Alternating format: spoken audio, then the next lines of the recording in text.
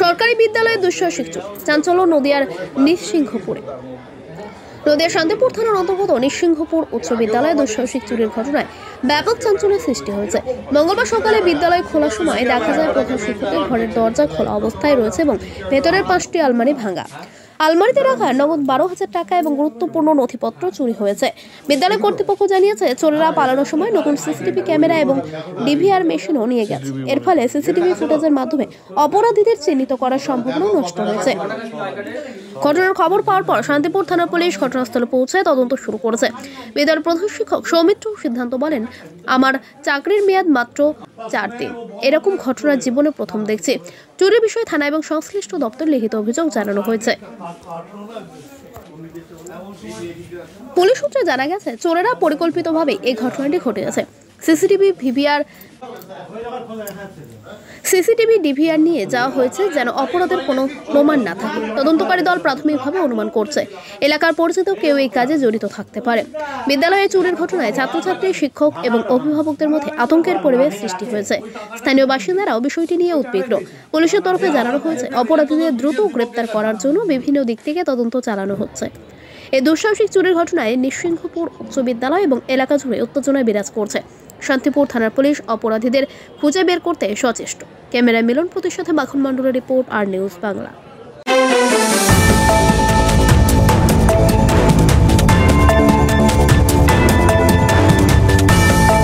নমস্কার, আপনারা দেখছেন আর নিউজ বাংলা।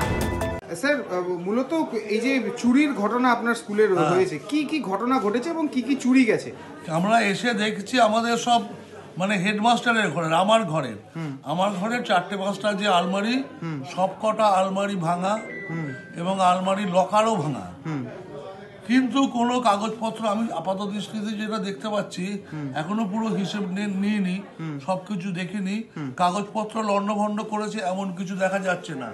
লকার খুলে সেখানে যে কিছু টাকা পয়সা ছিল, সব মিলিয়ে হয়তো 10-12 হাজার হবে, ওই টাকাটাই গেছে। আর কোনো আমাদের এখনকার যে হিসেব এখনো পুরো বুঝে উঠতে পারেনি, সব তো তন্ন করে দেখা হয়নি। এখনকার যা হিসেব, কাগজপত্র লন্ডভন্ড কিছু নেই, এবার খুঁজে দেখতে হবে ভেতর থেকে কিছু গেছে কিনা। আর টাকা পয়সা যেটুকু আমাদের মনে পড়ছে, তাতে 10-12 হাজার মতন টাকা নিয়েছে, ওপর দিয়ে নেমেছে। এবং সব থেকে যেটা, সিসিটিভির হার্ড ডিস্কটাই খুলে নিয়ে গেছে। এবং তাহলে কি মানে অনুমান করতে পারছেন বা কোনো রকম স্ট্রেস পাচ্ছেন যে কে বা কারা চুরি করতে পারে? না, এই আমি কি করে বলবো। পুলিশ এসেছে এখানে, পুলিশ এসছে এখানে। তো আমি 24 বছর 25 বছর আমার 4 দিন চাকরি। তা আমার আমলে এরকম কোনো এই আলমারি ভাঙা টাঙা সব কিছুই ঘটেনি। এই আমার জীবনের শেষে একটা ঘটনা ঘটলো। আচ্ছা, সব থেকে বড় কথা, এই যে চুরির ঘটনা ঘটলো, সেক্ষেত্রে রাতের বেলা কোনো পাহারাদার স্কুলে কি থাকে না থাকে না? না, আমাদের যেটা সরকারি রুল, তাদের তো নাইট গার্ডের কোনো পোস্টের ব্যবস্থা নেই।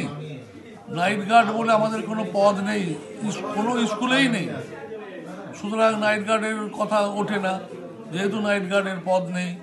থানায় কি অভিযোগ জানাবেন চুরির বিষয়ে? হ্যাঁ, চুরির বিষয়ে তো আমাদের অভিযোগ অফিসিয়ালি জানাতেই হবে। থানা, আমাদের ডিআই, এডিআই সবারই কাছেই জানাতে হবে। কি নাম আপনার?